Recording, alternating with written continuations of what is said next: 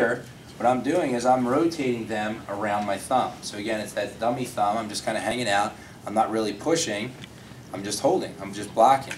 And so if I'm on T5, I'm moving T1, 2, 3, 4 on a blocked T5. And so what I'm doing is I'm preventing motion below T5. We might better say inhibiting motion, more accurately, below T5. So if T6, 7 is an unstable segment, or they're having pain that's really, they're having a lot of pain, and I want to not move into rotation in this direction with them, then I might just mobilize the segments above. We always have to think about hypo and hypermobility as being adjacent. Right? Those things are always occurring. The reason why things sometimes hurt is because the areas around it are tight. So we want to move the areas around it without moving the area that's causing the problem, without moving the unstable or hypermobile area. So with rotational blocking, it's pretty easy to do. You know, I can rotate either direction. The point is my thumb is on the same side I'm rotating to. Thumb is on the same side. Okay, blocking, thumb on the same side I'm rotating.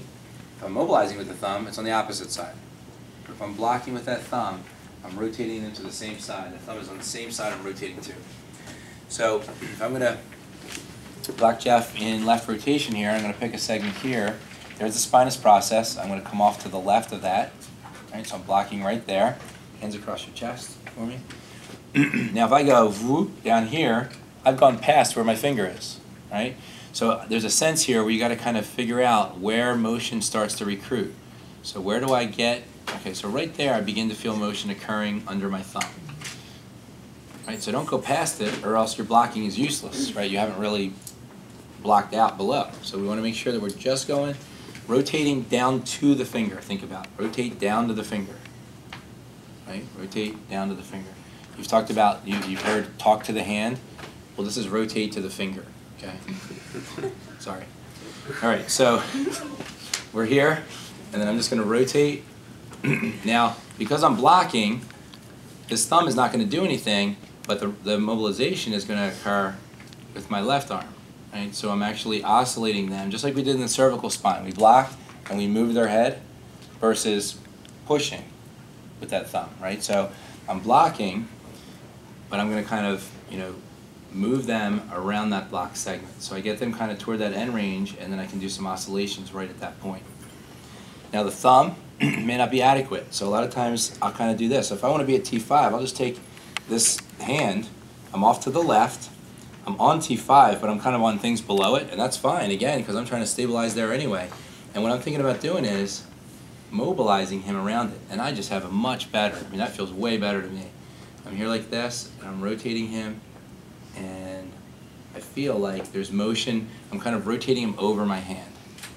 Okay, so the heel of my hand is on that left side. In this, it's nice because I can also, you know, do the other side. I don't have to switch directions. And in some cases, this is actually easier. So I'm here, and then I'm just kind of rotating him around that segment. Pick that segment there.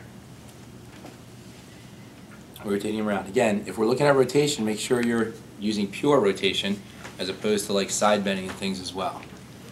Okay? Rotation is the easiest. With almost all the techniques in the thoracic spine, I think rotation is the easiest because we can control that transverse plane motion a little bit better. We could also go with side bending.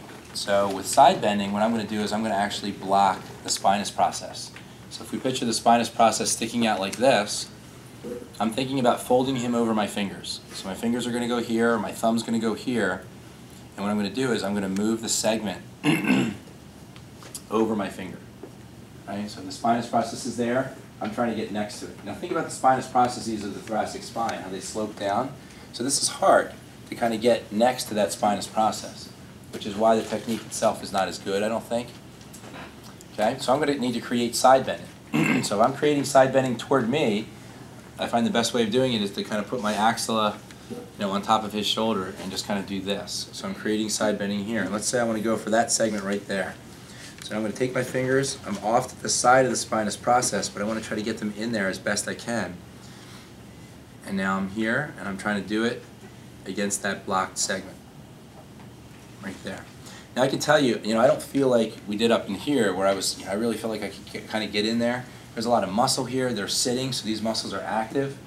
The spinous processes are sloping down, so don't get too frustrated with this. This is a hard one. in regards to ideally blocking that, you're just really thinking about creating a little bit of a fulcrum. It's not ideal. I mean, I'm blocking there. Is there motion occurring there? Yeah. There's definitely motion occurring below where my fingers are, but not as much as if I didn't have my fingers there. I mean, that's the point.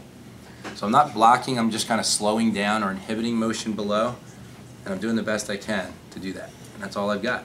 The best you got, right?